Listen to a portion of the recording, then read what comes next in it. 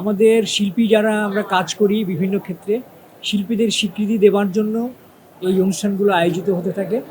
তো যে কারণে আমাদের বিশেষ করে আমার এই অ্যাওয়ার্ড প্রোগ্রামগুলোতে আসতে ভালো লাগে এবং আমি এই অনুষ্ঠানগুলোর জন্য সময় বের করে নিই। শিল্পীর কখনো বয়স হয় না। শিল্পী শিল্পী, তবে হ্যাঁ অবশ্যই সময়ের সাথে সাথে চরিত্রগুলো বয়সোপযোগী হলে সেটা দেখতে ভালো লাগে, ডিফারেন্ট গল্প হলে আলাদা কথা। তো আমি সবসময় উদ্বুদ্ধ করি আজিজুল হাকিমকে।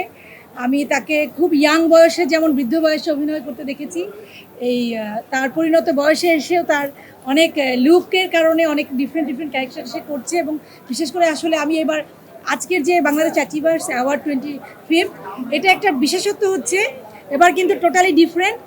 আমি এখানে জুরি ছিলাম এবং সে একজন শিল্পী, নমিনেটেড শিল্পী। তো এটা আমার কাছে একেবারে ভীষণ রকমের ডিফারেন্ট একটা কিছু। তো অবশ্যই আজিজুল হাকিম শুধু নন, তাদের মতো যারা আমি বলবো যে বর্ষিয়ান অভিনেতা বা পরিণত বয়সের অভিনেতা, তাদের জন্য এই আয়োজনগুলো বা এই বিভিন্ন অপশনসগুলো, অভিনয়ের সুযোগগুলো আমি মনে করি এটা তাদের জন্য, সবার জন্য উন্মুক্ত থাকা উচিত। কারণ প্রত্যেকে যোগ্য, এবং যোগ্যতা অনুযায়ী যদি মানুষ প্ল্যাটফর্ম পায়, ক্ষেত্র পায়, তাহলে তাদের দক্ষতা তারা দেখাতে পারে।